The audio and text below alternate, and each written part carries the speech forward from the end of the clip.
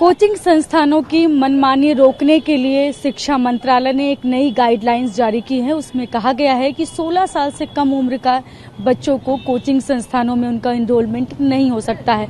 उसके अलावा उसमें यह भी कहा गया है कि जो भी कोचिंग होंगे उनको रजिस्ट्रेशन कराना जरूरी होगा। उसके अलावा कोर्स के बीच सत्र में वो फीस नहीं बढ़ा सकेंगे। इसके अलावा ये भी बात कही गई है कि जो फायर सेफ्टी नॉर्म्स हैं उसको फॉलो करना अनिवार्य होगा। जो भी कोचिंग संस्थान इन नियमों का पालन नहीं करेंगे उन पर कार्रवाई होगी और उनको पहले 50,000 का जुर्माना, फिर उसके बाद दूसरी बार अगर इस तरह की लापरवाही देखी जाती है तो फिर 1 लाख का, और तीसरी बार अगर ऐसा होता है तो फिर उनके कोचिंग का रजिस्ट्रेशन भी कैंसिल हो जाएगा। दरअसल छात्रों को लेकर जो दबाव उनके बन रहा था, बिल्कुल वो गाइडलाइन अभी जारी की है उन्होंने स्टेट गवर्नमेंट और यूटीज के लिए।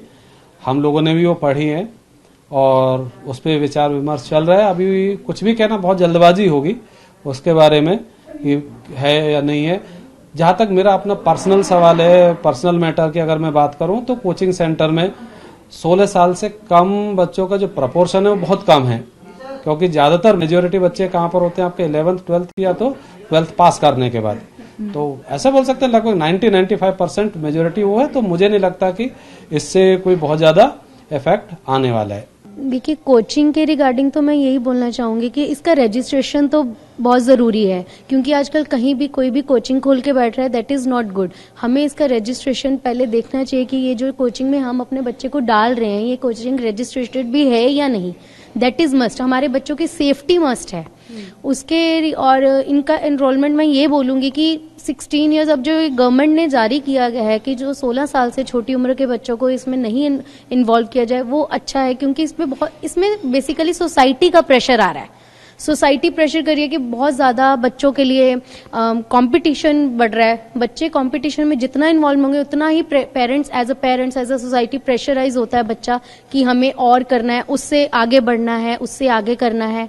तो ये चीज़ें ये तो गवर्नमेंट ने ठीक किया है कि इसमें मतलब 16 साल से छोटी उम्र के बच्चों को नहीं लेना चाहिए।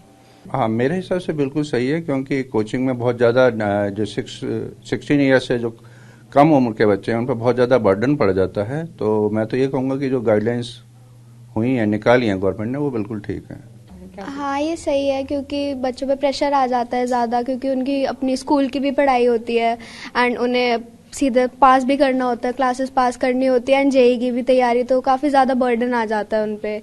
तो ये सही डिसीजन लिया है गवर्नमेंट ने। मैम, ये सरकार ने बहुत अच्छी चीज़ जारी करी है, क्योंकि मैम एट दी एज जो प्लेइंग मतलब बच्चों के खेलने कूदने की उम्र होती है, उस समय बच्चों को ये पेरेंट्स उनको फोर्स कर रहे हैं कि वो कोचिंग में जाए और जेईई नीट की तैयारी करें, वो भी एट दी एज ऑफ 16 साल से भी नीचे। तो एक समय है कि मतलब उनके ऊपर एक बर्डन आ रहा है कि मतलब कि वो मेंटल स्ट्रेस में भी जा रहे हैं, तो उनके ऊपर बहुत ज़्यादा फोर्स आ रहा है पढ़ाई को लेके। तो मतलब एक तरीके से सरकार ने बहुत अच्छी चीज़ जारी करी है इनके ऊपर। एक्चुअली गाइडलाइन तो अब वो डिपेंड करती है, पर्सन टू पर्सन एक्चुअली वो चीज़ वेरी करती है। गाइडलाइन कुछ लोगों के लिए बहुत अच्छी साबित हो सकती है, कुछ के लिए मतलब इतनी अच्छी साबित नहीं हो सकती।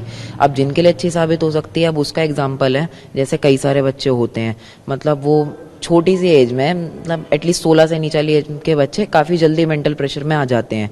तो इतना सारा स्कूल का सिलेबस एंड फिर ये बाहर से ही जितने भी कोचिंग वगैरह होती है, नीट की, जेईई की, तो इन सब चीज़ों के चक्कर में बच्चे दबाव में आता है। शिक्षा मंत्रालय की तरफ से नई गाइडलाइंस जारी की गई हैं। ये गाइडलाइंस सभी राज्य सरकार और जो केंद्र शासित जो हैं राज्य हैं उनको भेज दी गई हैं। उसके बाद अब इसको लेकर राज्य सरकार भी अलग से अपने नियम कायदे बना सकते हैं। कैमरा पर्सन अशोक के साथ में शालिनी वाजपेयी, टीवी।